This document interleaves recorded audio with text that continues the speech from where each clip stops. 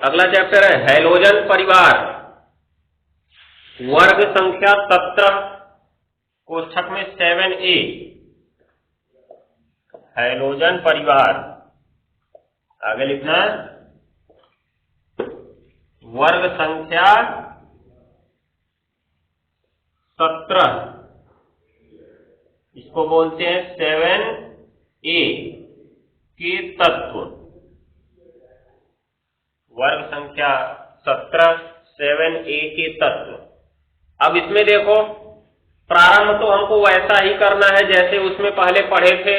अभी पीछे 2 चैप्टर इसका पढ़ चुके हैं, 2 हो गया ना, नाइट्रोजन और ऑक्सीजन वाला।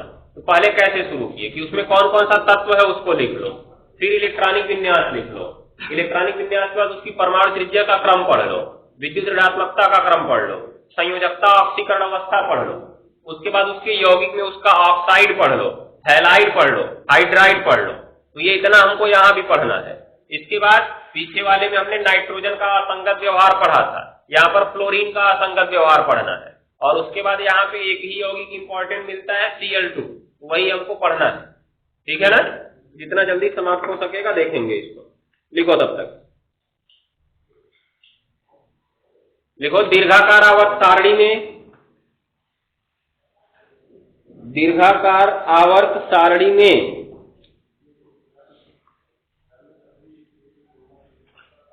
दीर्घाकार आवर्त सारणी में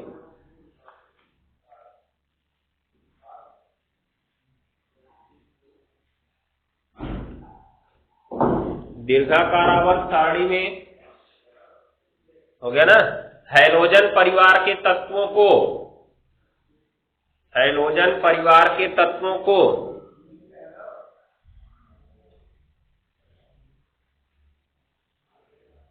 हो गया पी ब्लॉक में वर्ग संख्या 17 में रखा गया है। वर्ग संख्या 17 में रखा गया है।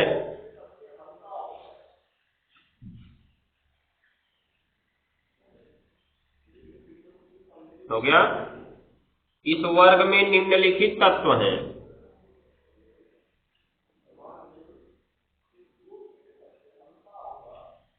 इस वर्ग में निम्नलिखित तत्व हैं।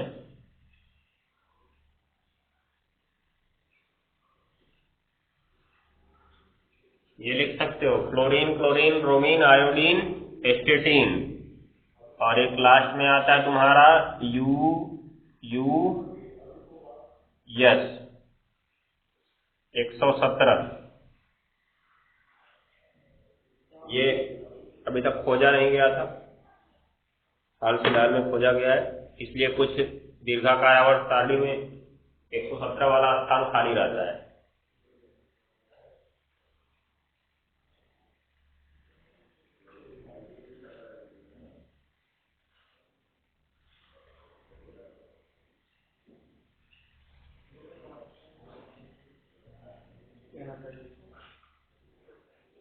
अनसेप्टियम, यू से हो गया अन, फिर यू से हो गया अन, और यस से हो गया सेप्टियम। कुछ खास नाम नहीं है। कक्षा 11 में अगर तुम लोग तीसरा पाठ पढ़े होगे तत्वों का आवर्ती वर्गीकरण, तो उसमें पढ़ाया गया होगा 100 से ऊपर के तत्वों का IUPAC नाम। तो IUPAC नाम में ये चीजें बताई गई होंगी कि कैसे इसका नाम होता है। नहीं जानते हो तो कोई खास बात नहीं है, इसका कोनो मतलब नहीं है। तो था तुम्हारा 117 इसलिए लिखवा दिए। मुख्य हमारा यहीं तक है, यहीं तक क्या, बस यही 4 ही हमारे मुख्य हैं, क्योंकि 82 के बाद के तो रेडियो एक्टिव हो जाते हैं और ये 85 है, देख रहे हो, ये रेडियो एक्टिव है, इसका कोई महत्व नहीं है। जरूरत हमको 4 की है, फ्लोरीन, क्लोरीन, ब्रोमीन और आयोडीन। कहीं भी सुने होंगे हैलोजन बोलते हैं तो बस 4 ही चीज लिखते हैं, फ्लोरीन, क्लोरीन, ब्रोमीन और आयोडीन। एस्टेटीन तो पहली बार सुने होंगे। आगे बढ़ते हैं, लिखो, ये तो तत्व के बारे में हो गया। अब नीचे लिखेंगे, अब इनको हैलोजन क्यों कहा जाता है, ये सवाल पूछा जा सकता है कि 7A वर्ग के तत्वों को हैलोजन क्यों कहते हैं। तो नीचे लिखो, इस वर्ग के तत्वों को सामान्यतया हैलोजन कहा जाता है।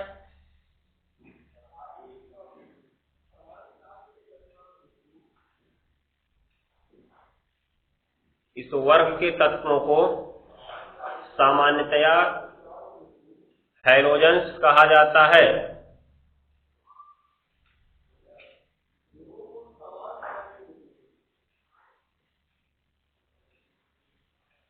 हैलोजेंस कहा जाता है।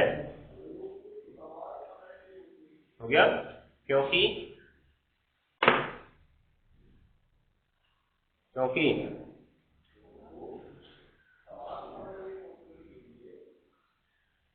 ये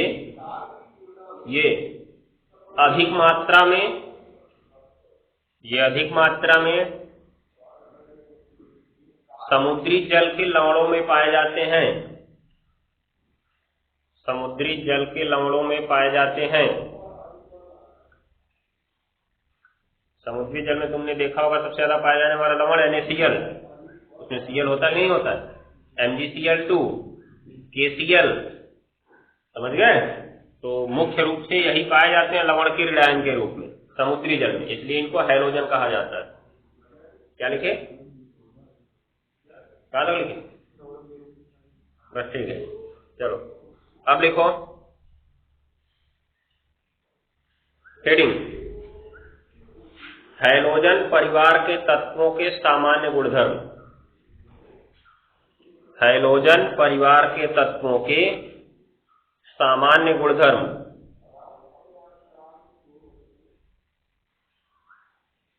पहला लिखेंगे, पहला हेडिंग इलेक्ट्रॉनिक विन्यास। शुरुआत तो यहीं से करनी है। पहली हेडिंग इलेक्ट्रॉनिक विन्यास। उपस्थिति तो देख लेना, समुद्री जल में मुख्य रूप से पाए जा रहे हैं। इलेक्ट्रॉनिक विन्यास हो गया। अब लिखेंगे क्योंकि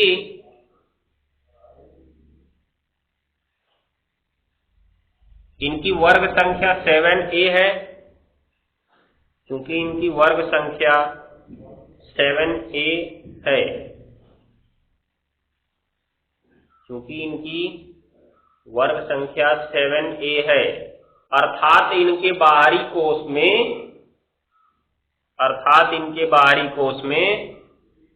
7 इलेक्ट्रॉन हैं।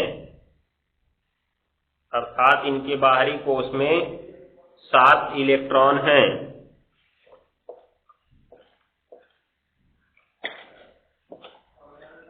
अर्थात इनके बाहरी कोष में 7 इलेक्ट्रॉन हैं। हो गया ना? ये चीज को ध्यान में रखना है। तो अब देखो आगे लिखेंगे, इसलिए इनके बाह्य कोष का सामान्य इलेक्ट्रॉनिक विन्यास, इनके बाह्य कोष का सामान्य इलेक्ट्रॉनिक विन्यास NS2 NP5 होता है। इनके बाह्य कोष का सामान्य इलेक्ट्रॉनिक विन्यास NS2 NP5 होता है। हो गया ना? ये चीज को ध्यान में रखना।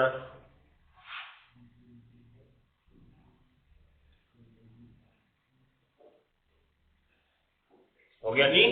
क्यों NS2 NP5 हुआ? क्योंकि तुमने जो कोष पढ़ा है, S पढ़ा है, P पढ़ा है, D पढ़ा है और क्या पढ़ा है?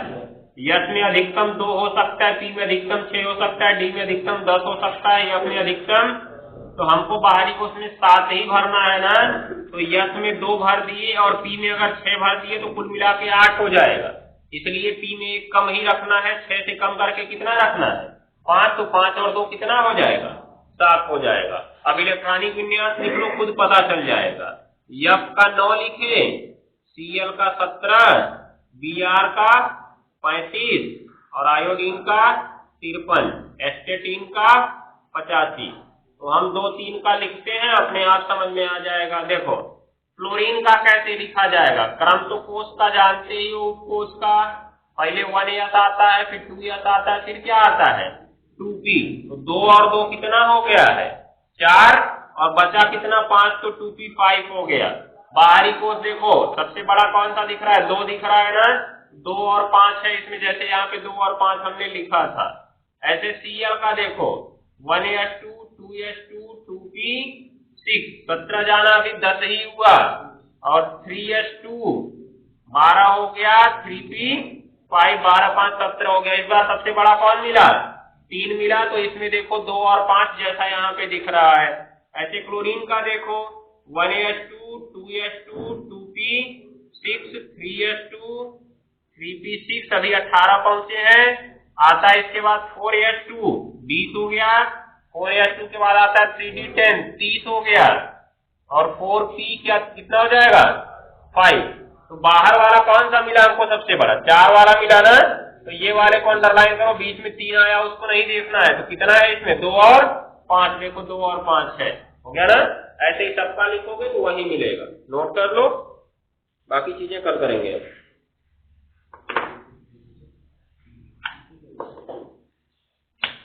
इस बार संडे को संभवतः एक्स्ट्रा क्लास लेंगे।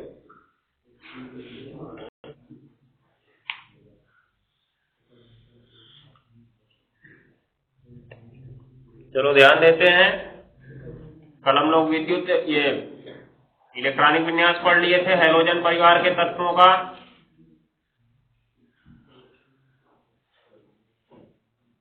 सबका इलेक्ट्रॉनिक विन्यास हमने पढ़ा था, और बाहर हमने देखा सबके बाहरी कोष में S2 आया था और P5 आया था, सभी में आया था। तो ये प्रकार से तुमसे सवाल पूछा जा सकता है कि हैलोजन परिवार के तत्वों के बाह्य कोष का सामान्य इलेक्ट्रॉनिक विन्यास कितना होता है। तो उसको हमने ऊपर लिखा था NS2 NP5, ठीक है ना, जहां N बराबर क्या होता है, बाह्य कोष, बाह्य कोष लिख सकते हो, या तत्व की आवर्त संख्या। ध्यान देना, कहने का मतलब तत्व जिस आवर्त में होगा उसका बाहरी कोष यही मिलेगा। जैसे फ्लोरीन, फ्लोरीन किस आवर्त में है, अगर अपनी दीर्घाकार आवर्त सारणी देखोगे तो पहले में हाइड्रोजन और हीलियम रखे गए हैं, दूसरे में lithium beryllium, boron carbon nitrogen oxygen fluorine और नियॉन। ये पहला आवर्त है और ये दूसरा आवर्त है। तो हमने देखा कि फ्लोरीन किस आवर्त में आ रहा है, दूसरे आवर्त में आ रहा है। फ्लोरीन का इलेक्ट्रॉनिक विन्यास लिख के चेक कर लो, 1s2 2s2 और 2p5 दूसरे आवर्त में आया, इसलिए देखो इसका बाहरी कोष 2 मिला है, देख रहे हो ना, अर्थात इसमें N की वैल्यू कितना है 2 है। ऐसे ही जब क्लोरीन का लिखने जाएंगे तो क्लोरीन तीसरे आवर्त में आता है, तो उसके देखो 3 मिला था। ब्रोमीन का भी कल हमने लिखा था, ब्रोमीन में लास्ट में 4 मिला था, उसके बाद 5 6 7 ऐसे मिलता जाएगा, ठीक है। तो जो आवर्त संख्या होती है वही उसका बाहरी कोष होता है, हो जाएगा। आगे बढ़ते हम लोग, अब इलेक्ट्रॉनिक विन्यास हो गया था। अब हेडिंग लिखो, भौतिक अवस्था, भौतिक अवस्था,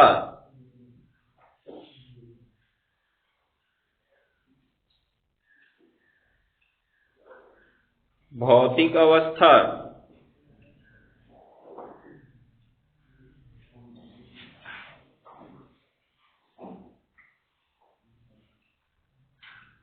हो गया। भौतिक अवस्था लिखो, इसमें सभी हैलोजन तत्व, सभी हैलोजन तत्व, हो गया, सभी हैलोजन तत्व द्विपरमाणुक, द्विपरमाणुक,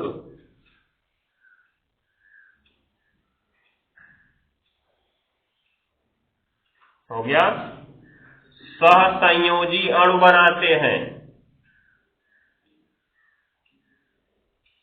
द्विपरमाणुक सहसंयोजी अणु। इसका अर्थ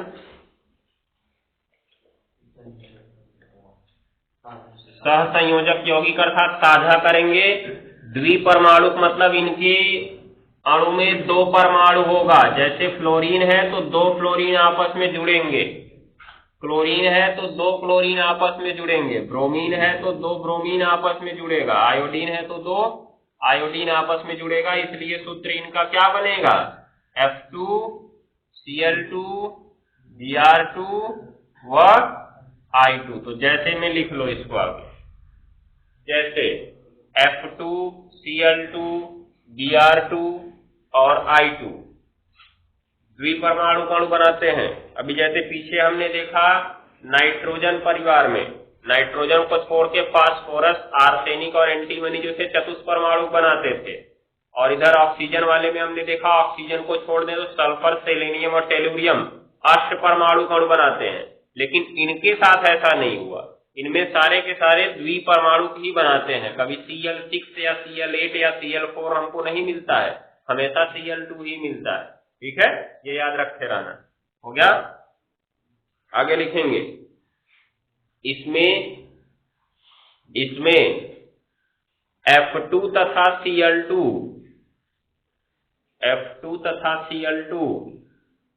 गैस अवस्था में होते हैं।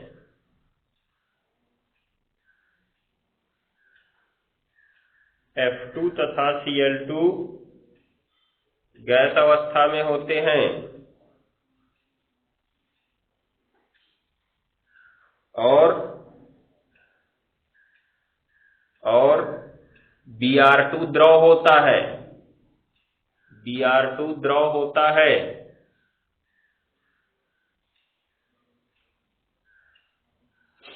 जबकि I2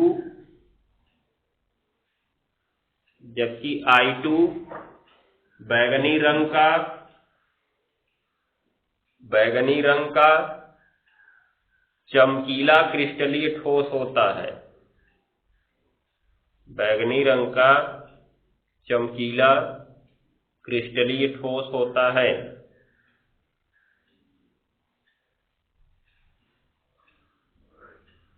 हो गया, तो ये इनकी भौतिक अवस्था हो गई। आगे लिखेंगे अगला नंबर, परमाणु त्रिज्या यानी त्रिज्या भी लिखवाएं इनका।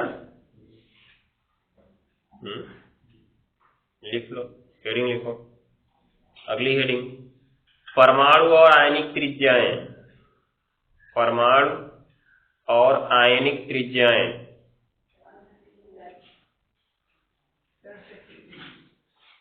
ये सब वैसे अब किसी काम की नहीं है, क्योंकि एक बार क्रम जान चुके हो। नाइट्रोजन परिवार में भी हमने पढ़ लिया, ऑक्सीजन में भी हमने पढ़ लिया कि परमाणु त्रिज्या हो चाहे आयनिक त्रिज्या हो, वर्ग में नीचे जाने पर बढ़ती है। वही चीज हमको यहां भी लिखना है, तो लिखेंगे हैलोजन वर्ग के तत्वों की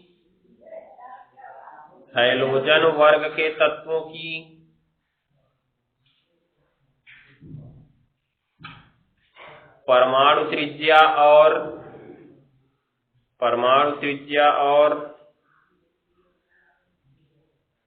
आयनिक त्रिज्या,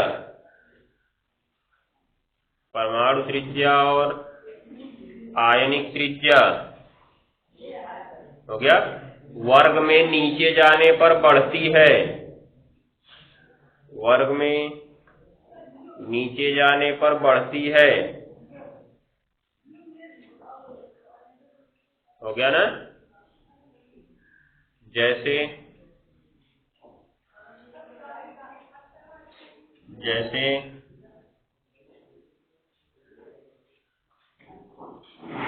देखो यहां पर हम इनकी परमाणु त्रिज्या की चर्चा करते हैं, इसमें एंगस्ट्रॉम में। एक एंगस्ट्रॉम बराबर 10 की घात माइनस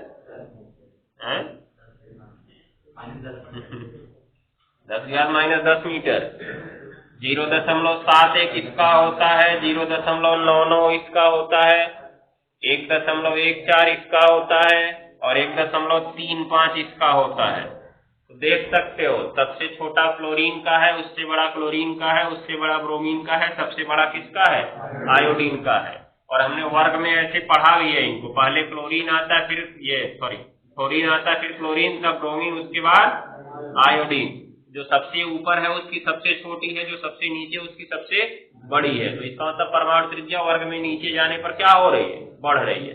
ऐसे ही अगर आयनिक त्रिज्या की बात करें, अब चूंकि आयनिक त्रिज्या में तो आयन अगर हमने बोला तो धनायन भी आता है और ऋणायन भी आता है, लेकिन इन तत्वों की सामान्य प्रवृत्ति क्या है, ऋणायन बनाने की, अर्थात ऋणायन बनाएंगे एक्स पे माइनस, एक्स से प्रदर्शित करते हैं ना, एक्स पे माइनस, ये ऋणायन बनाएंगे, इसलिए इनकी ऋणायन की त्रिज्या की बात की जाएगी, ध्यान दिए रहना। तो ऋणायन की त्रिज्या बताओ परमाणु की त्रिज्या से बड़ी होती है कि छोटी, अभी लिख देते हैं तब बताना।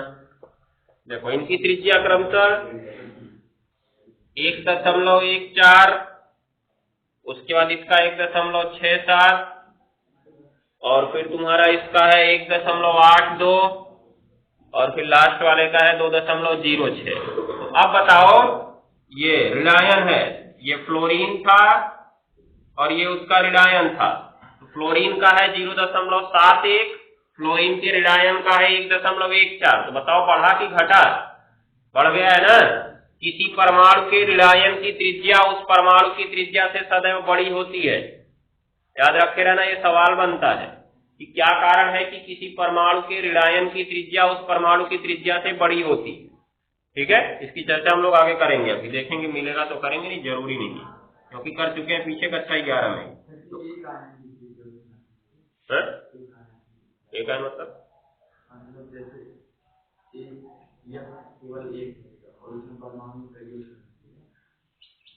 नहीं, परमाणु में एक ही अफ है। परमाणु की बात करते हो तो समझ लो एक ही अफ की बात कर रहे हो। अगर परमाणु की बात कर रहे हो तो समझ लो एक ही अफ की बात कर रहे हो, एक से ज्यादा की नहीं, उसमें इलेक्ट्रॉन ज्यादा रह सकते हैं। अब देखो हुआ क्या, यहाँ पे ये गए तब भी नीचे बढ़ रहा है, और जब आयनिक त्रिज्या की बात की है तो देखो इसी का सबसे छोटा है और सबसे बड़ा इसका है ना। तो चाहे परमाणु त्रिज्या बोलो चाहे आयनिक त्रिज्या बोलो, वर्ग में नीचे जाने पर क्या होती है, बढ़ती। ठीक है, अब इसको कारण लेके समझने का कोई मतलब नहीं है कि यहाँ पे तुमसे ये पूछा जाने वाला नहीं है कि इनकी आयनिक त्रिज्या घटती है तो क्यों घटती है। ये सारी चीजें तुम्हारे एग्जाम पैटर्न में नहीं आने वाली है, क्योंकि बहुत सारे चैप्टर हैं, ये तुम्हारे सिलेबस की चीज है ही नहीं। बस हमको केवल यही जानकारी लेनी है कि इनकी परमाणु त्रिज्या और आयनिक त्रिज्या का क्रम क्या है, बढ़ता है कि घटता है। तो बस इतना याद रखो कि वर्ग में नीचे जाने पर इनकी परमाणु त्रिज्या और आयनिक त्रिज्या क्रम से क्या होती जाती, बढ़ती जाती। बस यही याद रखना है, ये सारी चीजें तुम्हारे सिलेबस में नहीं है कि कारण इसका बताओ। ठीक है, अब कारण जानना है तो तुमको कक्षा 11 का पूरा चैप्टर अध्ययन करवाना होगा, जिसमें ज्यादा टाइम लगेगा। तो यही नहीं खत्म हो रहा है, 11 वाला कहां से देखा जाएगा। पहले इसको छापना चाहो तो छाप लो, नहीं तो सीधा सीधा लिख सकते हो। इसको छापोगे ये वाला, तो यही छाप लो तब,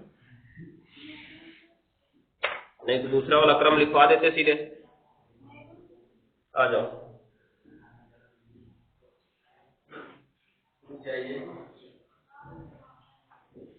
तो अभी देखो इस गणना को लिखने से निष्कर्ष क्या निकल रहा है कि जब हम वर्ग में नीचे जा रहे हैं तो परमाणु त्रिज्या धीरे धीरे बड़ी होती जा रही है, आयनिक त्रिज्या भी बड़ी होती जा रही है। बस इसीलिए लिखना था।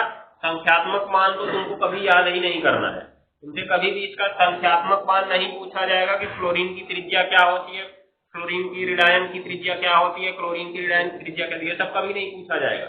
यहाँ बस तुमको यही ज्ञान रखना है कि वर्ग में नीचे जाने पर ये त्रिज्या क्रम से बढ़ रही है, बस हो गया।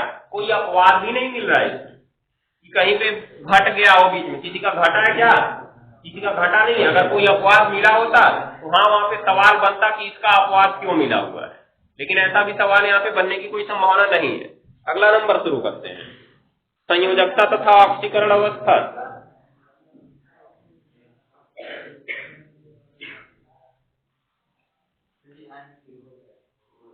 लिखवा दें,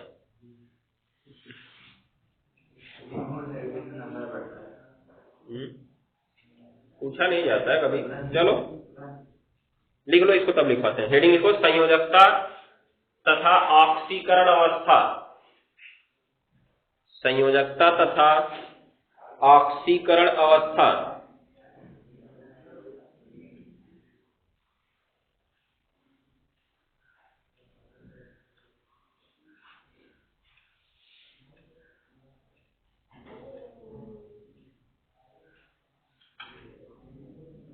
हो गया ना। तो अब देखो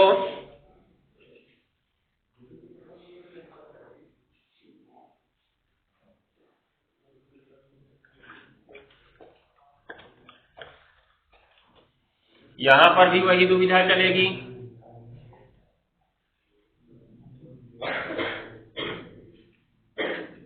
फ्लोरीन को पकड़ो, चाहे क्लोरीन को, चाहे ब्रोमीन को, चाहे आयोडीन को। यहां हमने देखा इन सबके बाहरी कोश में कितने इलेक्ट्रॉन होते हैं? 7 इलेक्ट्रॉन होते हैं, क्योंकि इनको किस वर्ग में रखा गया है जी? 7a में रखा गया, इसलिए सब में 7 इलेक्ट्रॉन है। अब जब हम बात करते हैं संयोजकता की, किसकी बात करते हैं? संयोजकता की। तो संयोजकता के लिए पहला परिभाषा यही बनती है कि उसको 8 इलेक्ट्रॉन करने के लिए जितने इलेक्ट्रॉनों की जरूरत है वही उसकी संयोजकता होगी। तो 7 है इसके पास, करना कितना है? 8। तो कितना चाहिए इन सबको? 1 चाहिए ना। तो जो 1 चाहिए वही इनकी संयोजकता हो गई। क्या हो गई? संयोजकता। तो हम सीधा सीधा कहेंगे हैलोजन तत्वों की सामान्य संयोजकता कितनी होती है? 1 होती है। कितनी? 1 हो गया। अब दूसरी स्थिति, यहां से फ्लोरीन का हमने देखा 1s2, 2s2 और 2p5। क्लोरीन का हमने देखा 1s2, 2s2, 2p6, 3s2, 3p5 और तीसरे में डी भी होता है ना, इसका डी खाली रहता है। आगे जितने भी होंगे सब में डी खाली मिलेगा ना।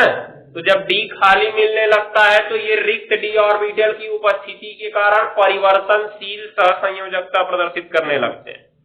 कौन सी? परिवर्तनशील, जिसका नाइट्रोजन वाले में हम लोग विस्तार से चर्चा किए थे कि फास्फोरस कैसे परिवर्तनशील सहसंयोजकता प्रदर्शित करता है। तो वो भी यहाँ पे कुछ खास तुम्हें जानने की जरूरत नहीं है, बस यही जान लेना है कि इस वर्ग के तत्वों की सामान्य संयोजकता 1 होती है। फ्लोरीन की संयोजकता सदैव 1 होती है। फ्लोरीन, क्योंकि फ्लोरीन वाले में कभी डी आता ही नहीं है। डी की शुरुआत तीसरे से शुरू होती है, इसको हमने चर्चा कर लिया है पीछे, फिर से टाइम बर्बाद करने का कोई मतलब नहीं है। डी की शुरुआत तीसरे से होती है, दूसरे में कभी डी नहीं आता है, इसलिए फ्लोरीन हमेशा 1 संयोजकता प्रदर्शित करेगा। कितना? 1। जबकि ये तीनों जो है 1 भी प्रदर्शित करते हैं, 3 भी प्रदर्शित करते हैं, 5 भी प्रदर्शित करते हैं और 7 भी प्रदर्शित करते हैं। समझ गए? ये 4 संयोजकता प्रदर्शित करते हैं। कैसे करते हैं एक की चर्चा करके दिखा देते हैं सिंपल तरीके से, बाकी का अपने आप समझ जाओगे। देखो, हम जब जानते हैं संयोजकता की बात करते हैं तो हम केवल बाहरी कोश की बात करते हैं। अभी यहां हमने कहा ना, इनके बाहरी कोश में 7 इलेक्ट्रॉन है, इनको 1 की जरूरत है, इसलिए इनका कितना संयोजकता है? 1 संयोजकता है। तो संयोजकता की चर्चा करते समय हमने केवल बाहरी कोश को ही तो देखा था, अंदर वाले कोश की चर्चा नहीं करते हैं। तो ऐसे ही इसमें देखो, ये पहला है, ये दोनों दूसरा है और ये तीनों तीसरा है ना। तो बाहरी कौन हुआ इसमें? तीसरा वाला बाहरी हुआ, इसलिए चर्चा में हम इसी को लेंगे, इन तीनों को चर्चा में नहीं लेंगे। अब इसको बनाना शुरू करो। s ऑर्बिटल का डिब्बा कितने प्रकार का होता है? 1 प्रकार का। जो p ऑर्बिटल है उसका डिब्बा कितने प्रकार का होता है? 3 प्रकार का होता है। और जो d ऑर्बिटल होता है इसका डिब्बा जी 5 प्रकार का होता है।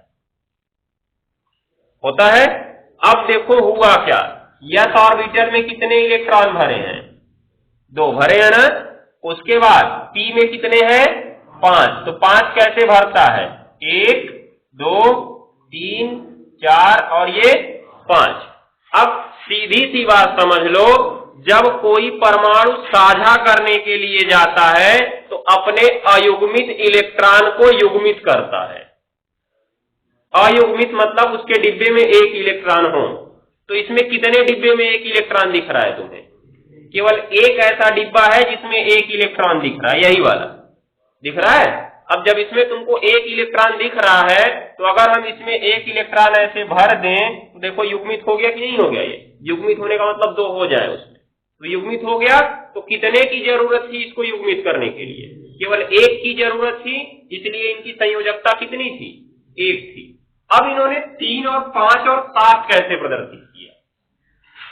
इनका तो एक था, ठीक था पहले, एक के बाद 3 क्यों कर रहे हैं, इसकी चर्चा करनी है। तो देखो एक था इसलिए एक का इनको चाहिए था, एक इनकी हो गई, एक की चर्चा हो गई। एक क्यों बना? क्यों बना? क्योंकि इनके पास एक अयुग्मित इलेक्ट्रॉन होता है, जिसको युग्मित करने के लिए कितने इलेक्ट्रॉन की जरूरत होती है? एक की जरूरत होती है, इसलिए एक हो गया। अब होता क्या है, जब हम रासायनिक क्रिया कराते हैं तो अभिकारकों को गर्म करते हैं, गर्म करते हैं ना, तो उनको कुछ ऊर्जा मिलती है, और जब ऊर्जा मिलती है तो इलेक्ट्रॉनों को भी ऊर्जा मिलती है। क्यों जी? क्योंकि तुम पदार्थ को ऊर्जा दोगे तो पदार्थ में कौन होते हैं? अणु होते हैं, अणु को ऊर्जा मिलेगी। अणु के अंदर कौन होते हैं? परमाणु होते हैं, परमाणु को ऊर्जा मिलेगी। परमाणु के अंदर कौन होते हैं? इलेक्ट्रॉन होते हैं, इलेक्ट्रॉन को ऊर्जा मिलेगी। तो फाइनली जाके ऊर्जा किसको मिल रही है? इलेक्ट्रॉन को मिल रही है ना।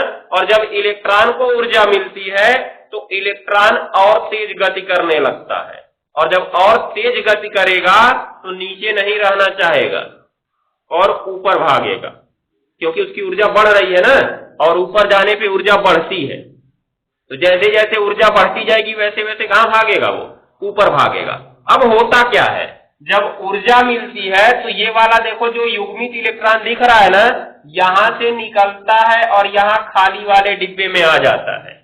अब जिसके पास ये खाली था ही नहीं, उसमें जाएगा क्या? फ्लोरीन के पास खाली था, यहाँ पे नहीं था, इसलिए फ्लोरीन में तो ऐसी संभावना ही नहीं बनती।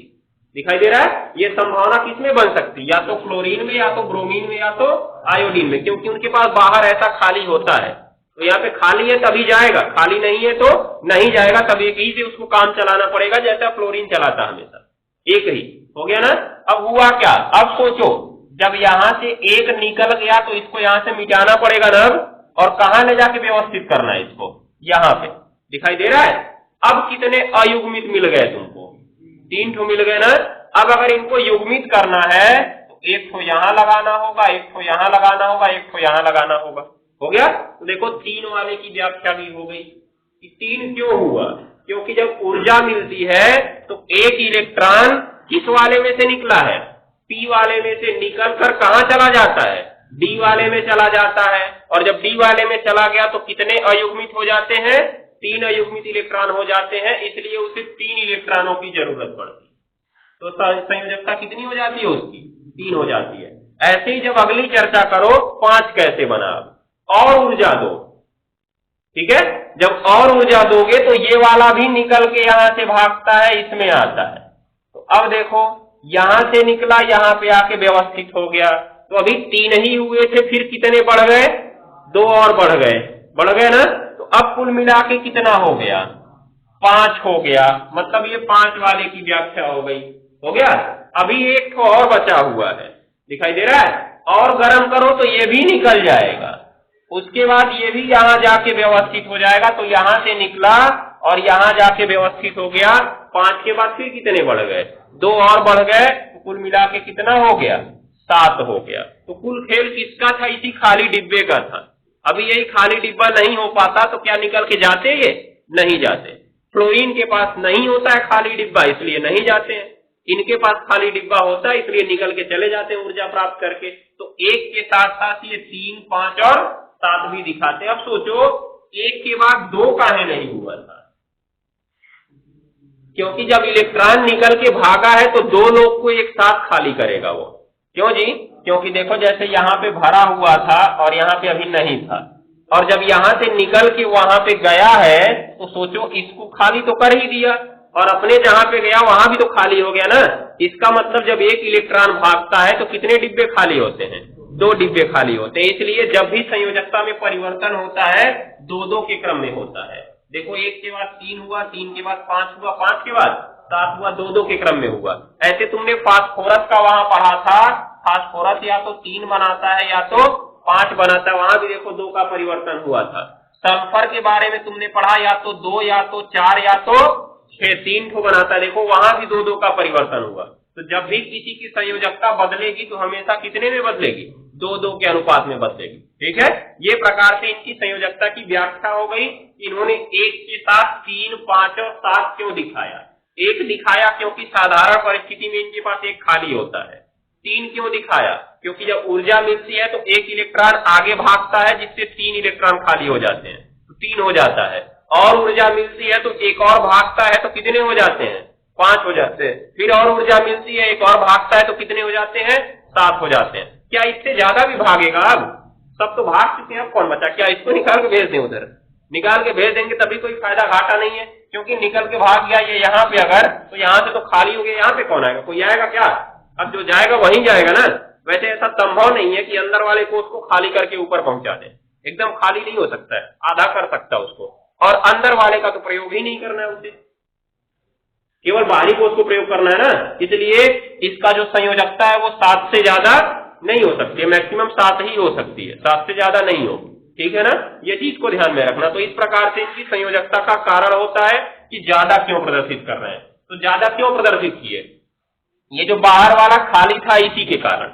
अगर बाहर वाला खाली नहीं होता तो प्रदर्शित नहीं कर पाते, और कैसे करते हैं ये भी हमने देख लिया। तो कारण क्या बताओगे कि क्लोरीन, ब्रोमीन, आयोडीन 3, 5 और 7 संयोजकता क्यों प्रदर्शित करते हैं? क्योंकि इनके बाहरी कोष में क्या होता है? रिक्त डी ऑर्बिटल होता है। क्या होता है?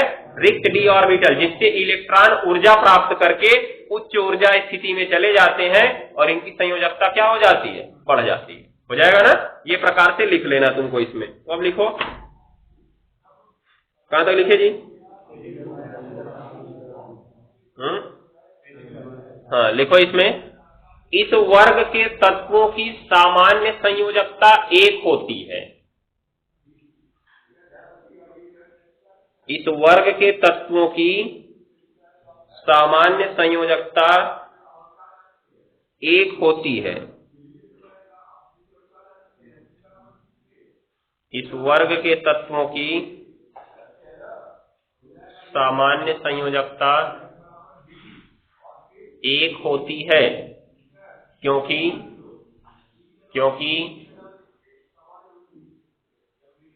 इनके बाहरी कोष में 7 इलेक्ट्रॉन होते हैं। क्योंकि इनके बाहरी कोष में 7 इलेक्ट्रॉन होते हैं और ये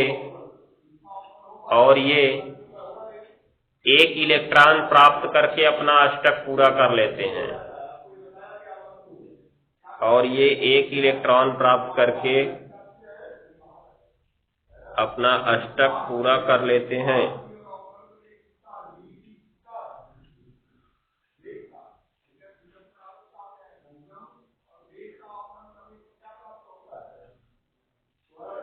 हो गया ना? आगे लिखना, फ्लोरीन को छोड़कर फ्लोरीन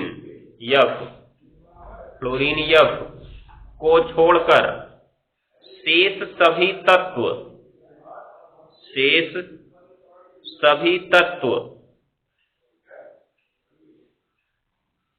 हो गया ना? रिक्त डी ऑर्बिटल की, एक मिनट, शेष सभी तत्व बाह्य कोष में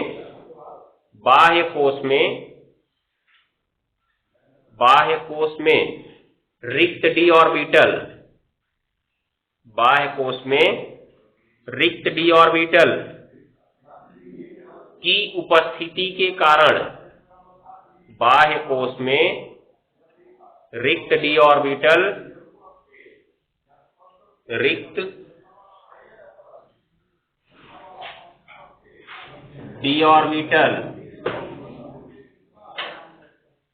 की उपस्थिति के कारण, रिक्त डी ऑर्बिटल की उपस्थिति के कारण, हो गया, परिवर्तनशील सहसंयोजकता परिवर्तनशील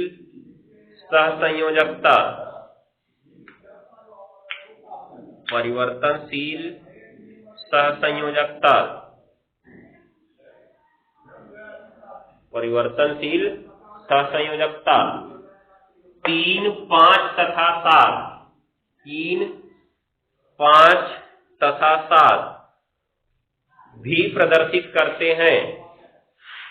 3, 5 तथा 7 भी प्रदर्शित करते हैं।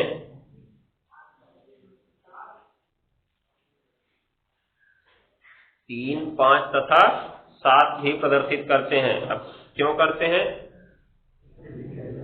कैसे? अब नीचे लिखो फिर पैराग्राफ चेंज करके,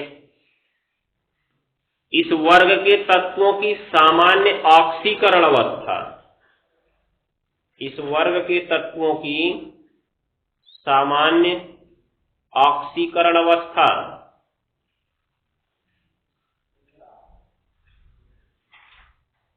हो गया ना, सामान्य ऑक्सीकरण अवस्था। अब देखो, जब हम संयोजकता की बात किए तब कोई चिन्ह नहीं लगाए, कोई चिन्ह लगाए क्या? केवल गिनती बोल दिया हमने। लेकिन जब हम ऑक्सीकरण अवस्था की बात करते हैं तब चिन्ह लगाना आवश्यक हो जाता है। अब चिन्ह लगाना आवश्यक है तो या तो हम प्लस लगा सकते हैं या माइनस। तो अब अगर ग्रहण करेगा तो माइनस आएगा, त्यागेगा तो प्लस आएगा। तो साधारण रूप से इनके पास 7 था ना, तो अगर एक त्याग देंगे तो कितना बचेगा इनके पास? 6 बचेगा। तो हमने कहा 8 करना है ना इनको, तो क्या त्यागना है कि ग्रहण करना है?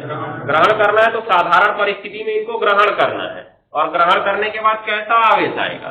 माइनस। और कितना ग्रहण करना है? 1। तो साधारण परिस्थिति में इनकी ऑक्सीकरण अवस्था कितनी हो गई? -1 हो गई। कितनी हो गई?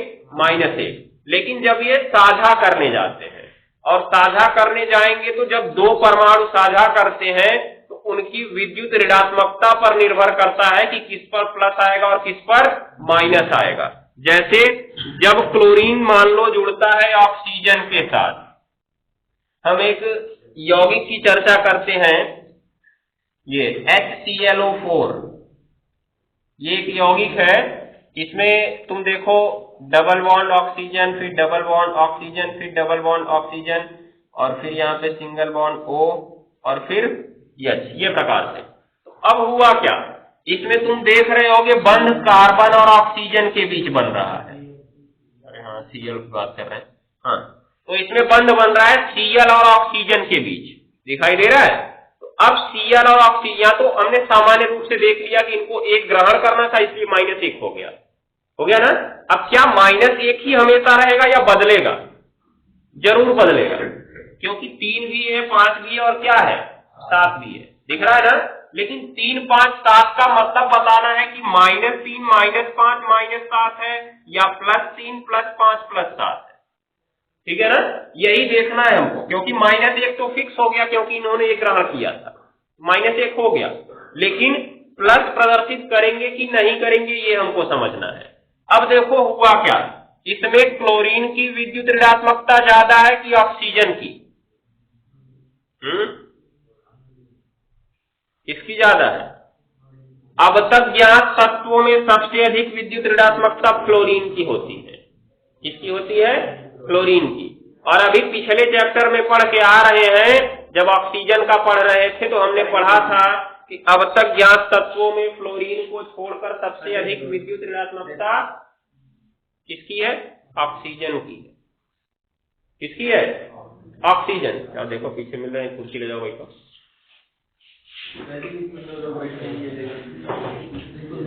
तो ध्यान देना इस बात को, अब तक ज्ञात तत्वों में सबसे अधिक विद्युत ऋणात्मकता फ्लोरीन की है, और दूसरे नंबर पे आता है ऑक्सीजन। कौन आता है? ऑक्सीजन। इसका मतलब क्लोरीन को छोड़ दे तो सबसे ज्यादा विद्युत ऋणात्मकता वाला तत्व कौन सा है? ऑक्सीजन। तो जाहिर सी बात है क्लोरीन का अधिक होगा कि ऑक्सीजन का? ऑक्सीजन का अधिक होगा ना। अब सोचो, जब बंध से 2 परमाणु जुड़ते हैं तो जिसकी विद्युत ऋणात्मकता अधिक होती है उस पर ऋणावेश आता है, और जिसकी विद्युत ऋणात्मकता कम होती है उस पर कैसा आवेश आता है? धनावेश आता है। तो अब बताओ, क्लोरीन और ऑक्सीजन के बीच बंध बना हुआ है, तो क्लोरीन पर ऋणावेश आएगा कि ऑक्सीजन पर? ऑक्सीजन पर आएगा ना। अब यहाँ पे ऑक्सीजन पर ऋणावेश आएगा तो क्लोरीन पर कैसा आवेश आएगा? धनावेश आएगा। और क्लोरीन ने कितना बंध बना रखा है? कुल 2 ऊपर, 2 इधर, 2 इधर, 1 इधर, कुल 7 बना रखा है ना। और चिन्ह कैसा लगा है? प्लस। इसका मतलब यहाँ पर क्लोरीन की ऑक्सीकरण अवस्था क्या होगी? +7 होगी। कितनी होगी? +7। ठीक है ना, ध्यान देना। ऑक्सीजन को तो ऋणायन बनाना है, क्लोरीन क्या बनाएगा, धनायन। अब जितना बंध बनाया है वही वाला हो जाएगा। 7 बंध बनाया तो +7 हो जाएगा। 5 बनाएगा, जैसे HClO3 की बात करते हैं, HCl, ये तो 4 की बात किए थे ना, ये 3 की बात अगर कर दें तो एक ऑक्सीजन कम हो गया ना, तो एक ऑक्सीजन मिटा देंगे तो कितना बंध बचा इसका, 5 बचा कि नहीं बचा, 5 बचा तो कितना हो गया इसका, +5 हो गया, क्योंकि ऑक्सीजन को तो क्या बनाना है, ऋणावेश बनाना है। ऐसे ही बात करें HClO2 की, तो एक ऑक्सीजन और कम कर दो, एक ऑक्सीजन और कम कर दो, तो अब कितना बंध बनाया क्लोरीन ने, 3 बनाया, तो क्या -3 की +3, +3 ना, क्योंकि ऑक्सीजन को क्या बनाना है, ऋणावेश बनाना है, तो +3 भी हो गया। उसके बाद बात करें HClO की, हाइपोक्लोरस अम्ल है ये, ठीक है, अभी पढ़ रहे हैं, क्लोरीन वाले में पढ़ेंगे इसको पूरा। तो अब HClO की अगर बात करें तो एक को और मिटा देना है ना, तो कौन सा बना, ये वाला बनाना इस तरह से। तो बताओ क्लोरीन ने कितना बंध बनाया, एक बंध बनाया कि नहीं बनाया, किससे जुड़ा है क्लोरीन, ऑक्सीजन से, तो ऑक्सीजन पे कैसा आएगा, ऋणावेश क्लोरीन पे कैसा आएगा, धनावेश। एक बंध बनाया इसलिए क्या आ जाएगा, +1 आ जाएगा। इसका मतलब जो परिवर्तनशील ऑक्सीकरण अवस्था होगी वो +1 होगी, +3 होगी, +5 होगी और +7 होगी, और माइनस में खाली क्या होगी, एक ही होगी, माइनस में केवल एक ही होगी, क्योंकि एक ये ग्रहण कर रहे थे ना। और प्लस में कितना हो सकती है, प्लस में 1 भी हो सकती है, प्लस में 3 भी हो सकती है, प्लस में 5 भी हो सकती है, प्लस में 7 भी हो सकती है। अर्थात इन सबके साथ अगर हम चिन्ह देना चाहें तो कौन सा चिन्ह दे सकते हैं, प्लस चिन्ह दे सकते हैं, क्योंकि हमने यहाँ पे यौगिक के हिसाब से तुमको दिखा दिया, ठीक है ना। अपने से कम वाले से जुड़ते ही नहीं है, अपने से कम वाले जुड़ेंगे तो एक ही बंध बनाते हैं हमेशा, एक ही मतलब ये -1 वाला, ठीक है ना।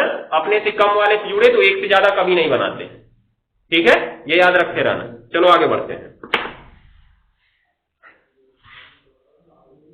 हाँ, तो कहां तक पहुंच गए जी, हाँ, इस वर्ग के तत्वों की सामान्य ऑक्सीकरण अवस्था, इस वर्ग के तत्वों की सामान्य ऑक्सीकरण अवस्था -1 होती है। तो -1 क्यों होती है, क्योंकि इनके पास 7 था, इनको 1 ग्रहण करना था, कितना करने के लिए, 8 करने के लिए। और उसके बाद अब देखो +1, +3, +5 और +7 कौन कौन दिखाएगा, क्लोरीन, ब्रोमीन और आयोडीन। फ्लोरीन तो कभी दिखाएगा ही, क्योंकि यहां पे तुमने देख लिया फ्लोरीन की विद्युत ऋणात्मकता सबसे ज्यादा है, तो फ्लोरीन से कोई जुड़ ही नहीं पाएगा, तो फ्लोरीन कहां दिखाएगा, +1, +3, क्योंकि इसमें देखो जिसका अधिक है उसी पर तो ऋणावेश आएगा, तो फ्लोरीन का ही सबसे अधिक होता है, इसका मतलब फ्लोरीन पे हमेशा ऋणावेश आएगा ना, तो फ्लोरीन हमेशा -1 दिखाएगा। जबकि बचे कौन, क्लोरीन, ब्रोमीन और आयोडीन, ये +1 भी दिखाएंगे, +3 भी दिखाएंगे, +5 भी दिखाएंगे और +7 भी दिखाएंगे। तो लिख सकते हो आगे, कहां तक लिखे, जबकि क्लोरीन, ब्रोमीन तथा आयोडीन, क्लोरीन, ब्रोमीन तथा आयोडीन, क्लोरीन, ब्रोमीन तथा आयोडीन, हो गया ना, +1, +1 हो गया, +3, +3 कॉमा लगा के लिखना, कॉमा +5, +5 तथा +7 ऑक्सीकरण अवस्था भी प्रदर्शित करते हैं, ऑक्सीकरण अवस्था भी प्रदर्शित करते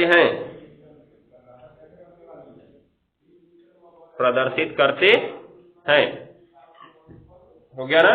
नीचे एक सिंगल इंडिकेट पॉइंट लिख लो काले पेन से, ब्रोमीन मतलब Br, ब्रोमीन हो गया, भीतरी कोश के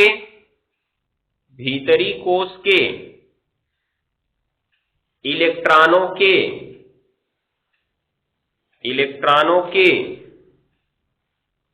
परिरक्षण प्रभाव,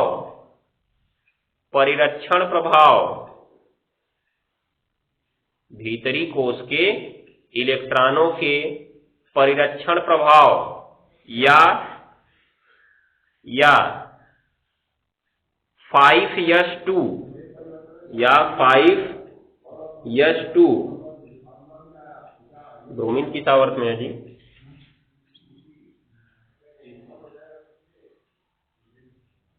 चौथे आवर्त में है ना, तो 4s2 लिखो।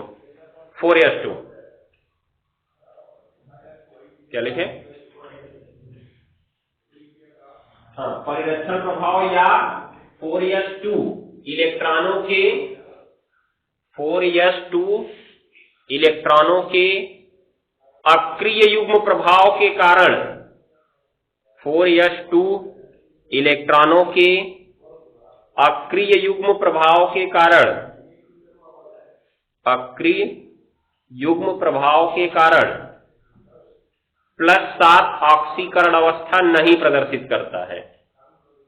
+7 ऑक्सीकरण अवस्था नहीं प्रदर्शित करता है, ये याद रखे रहना। तो ब्रोमीन का अभी तक +7 वाले की खोज नहीं हो पाई है, ठीक है ना। दिखा सकता है +7, लेकिन अभी तक खोज नहीं हो पाई है, इसलिए ये मान लिया गया कि परिरक्षण प्रभाव के कारण ये +7 दिखाएगा ही नहीं। परिरक्षण प्रभाव, अब परिरक्षण प्रभाव ज्यादा जानने की जरूरत है नहीं, थोड़ा जाने दो क्या मतलब है। कारण जानते रहो, सवाल इस पे पूछा जा सकता है कि ब्रोमीन +7 ऑक्सीकरण अवस्था प्रदर्शित क्यों नहीं करता है। तो भीतरी कोश के इलेक्ट्रॉनों के परिरक्षण प्रभाव या 4s2 इलेक्ट्रॉन के अक्रिय युग्म प्रभाव, इसकी चर्चा हम लोग पीछे कर चुके हैं। तो जो अक्रिय युग्म प्रभाव है वैसा ही कुछ परिरक्षण प्रभाव है। अब परिरक्षण प्रभाव बताएं तो पूरा विस्तार से समझाना पड़ेगा, कल की क्लास में देख लेंगे, कल टाइम मिलेगा। तो आज तो टाइम समाप्त हो चुका है, तब तक एक हेडिंग जल्दी से पूरा कर लो। कहां तक लिख लीजिए जी? अब लिख लो हेडिंग विद्युत ऋणात्मकता। विद्युत ऋणात्मकता, विद्युत ऋणात्मकता हो गया। अब लिखो अपने आवर्त में हैलोजन तत्वों की विद्युत ऋणात्मकता सबसे अधिक होती है। अपने आवर्त में हैलोजन तत्वों की विद्युत ऋणात्मकता सबसे अधिक होती है। हैलोजन तत्वों की विद्युत ऋणात्मकता सबसे अधिक होती है। हो गया ना। आगे पैराग्राफ चेंज करके लिख लो वर्ग में नीचे जाने पर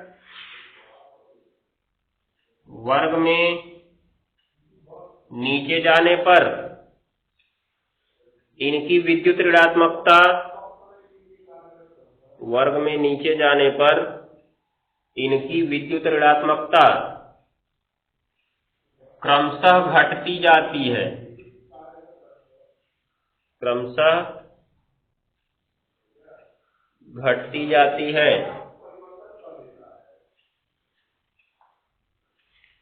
हो गया। तो यहां देख सकते हो क्लोरीन की 4 है, क्लोरीन की 3 है, ब्रोमीन की 2.8 है, आयोडीन की 2.5 है।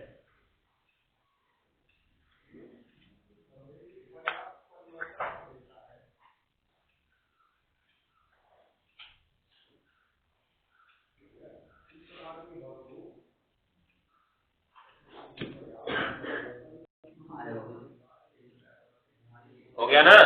तो अभी देखो हमने कहा कि अपने आवर्त में इनकी विद्युत ऋणात्मकता सबसे अधिक होती है।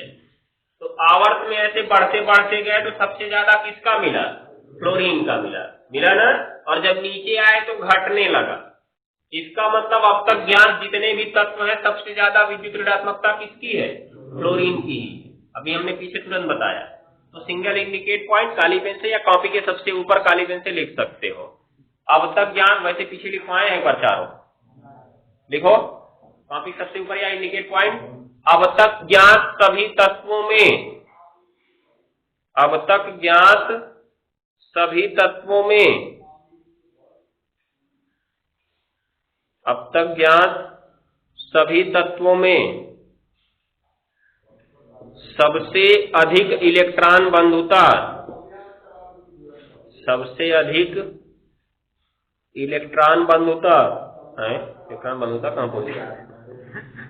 सबसे अधिक विद्युत ऋणात्मकता,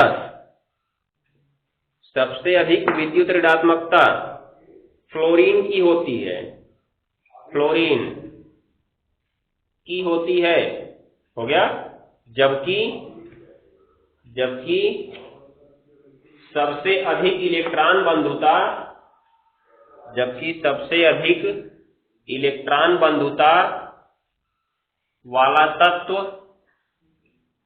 जबकि सबसे अधिक इलेक्ट्रॉन बंधुता वाला तत्व क्लोरीन है, Cl। जबकि सबसे अधिक इलेक्ट्रॉन बंधुता वाला तत्व क्लोरीन Cl है। तो ये दोनों सवाल याद रखना, सबसे अधिक विद्युत ऋणात्मकता वाला तत्व और सबसे अधिक इलेक्ट्रॉन बंधुता वाला तत्व, दोनों सवाल एक एक नंबर में बहुविकल्पी में आते हैं। ठीक, तो बाकी चीजें अब कल करेंगे।